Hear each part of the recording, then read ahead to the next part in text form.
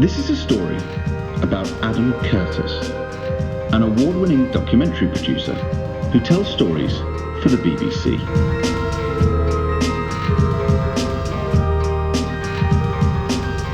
As narrator for his own documentaries, Curtis would have us believe that various cabals of elite politicians and planners have attempted to impose order on the world with some very bad ideas. What the Reagan administration were doing, both with Colonel Gaddafi and with the UFOs, was a blurring of fact and fiction. But it was part of an even broader programme. The President's advisers had given it a name. They called it perception management, and it became a central part of the American government during the 1980s. The aim was to tell dramatic stories that grabbed the public imagination, not just about the Middle East, but about Central America and the Soviet Union. And it didn't matter if the stories were true or not, providing they distracted people, and you, the politician, from having to deal with the intractable complexities of the real world. Some of those ideas borrowed from John Nash's schizophrenia-inspired game theory, and from R.D. Laing's cranky psychiatric musings. Is freedom possible? Is the truth possible? Is it possible to be one's actual self with another human being? Is it possible to be a human being anymore? Is it possible to be a person? Do persons even exist? Others were borrowed from the mind control methods developed for the CIA's MK Ultra project by Dr. Ewan Cameron, and from Edward Bernays' pitiless use of propaganda as a public relations tool for corporate enrichment. Ultimately, he was reshaping reality, reshaping public opinion in a way that's undemocratic and manipulative. Curtis evinces a quizzical, very British astonishment that those powerful politicians and planners had failed to anticipate how the very bad ideas would lead to unhappy consequences for the masses. Oh dear, he often seems to be saying.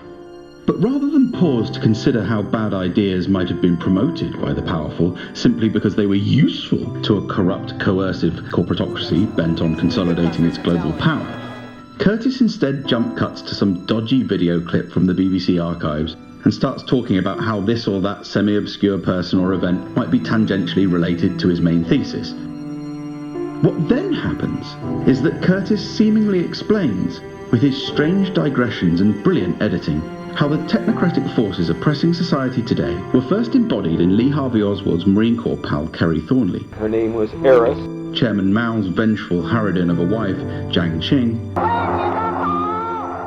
and Tupac Shakur's crack-addicted mum. A powerful example of how an individual could challenge those in power and win.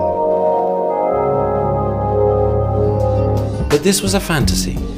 In fact, he had created the televisual equivalent of a drunken late-night Wikipedia binge with pretension to narrative coherence.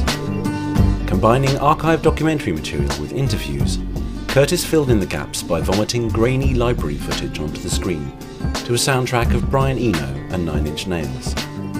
He had discovered that it did not matter what footage he used, so long as he changed the shot so bewilderingly fast that the audience didn't notice the chasm between argument and conclusion. This was especially effective when he simply cut the music mid-bar.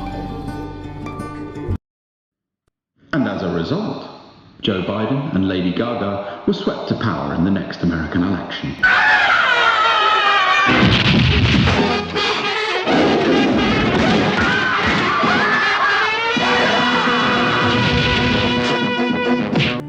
The UK-based website Media Lens sent an email to Adam Curtis, accusing him of engaging in exactly the kind of deceptive spin practices that Edward Bernays had used to camouflage the truth about big business control.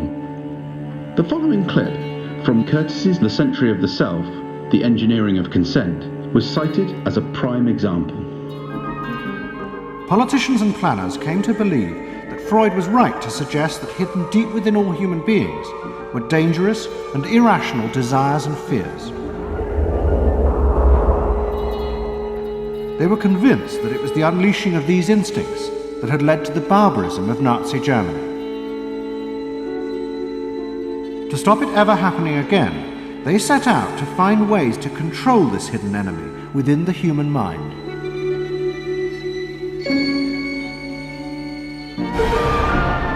Media Lens opined that this was bullshit. Nothing, they said, could be further from the truth. Post-1945, as now, the true fear of politicians and planners everywhere was that popular desires for equity, justice and a functioning democracy could result in a democratic threat to elite control of society. The elites themselves were guilty of deploying Nazi-style barbarism throughout the Third World. Time and again, Media Lens observed, interventions sold to the public as struggles against communism turned out to be struggles for Western profits against independent nationalism supported by impoverished people. The cost in human suffering has been beyond belief. Literally millions of people killed, tortured, and disappeared. So this is what they call democracy. Killing us like we are nothing. No, man, no. They are not numbers, they are lives. Where is the justice?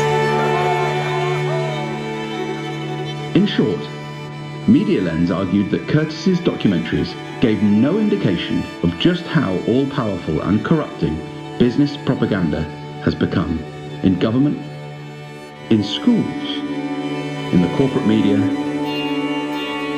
in culture generally. Ultimately, Curtis was keeping a lid on the ideas and understanding that have the power to wake people up. Exactly the kind of thing that Bernays and all PR gurus ever since have worked tirelessly to keep from the public. We will tell you what to say. Surprised? We're not. Media Lens received no rebuttal to their accusations from Curtis, but...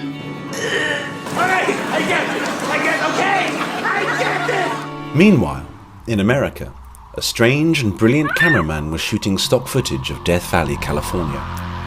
Curtis implied that this was somehow relevant to the labyrinthine argument he was constructing. His audience believed that it would turn out to be of crucial significance. But this was a fantasy. Curtis never returned to Death Valley, or the cameraman. He had discovered that they did not matter, because 5 minutes later, his audience had simply forgotten about them. But this did not matter, because Curtis spoke with such an impeccable, authoritative BBC manner that the audience took even gross generalizations and unsupported value judgments to be the absolute truth. They simply went along with it.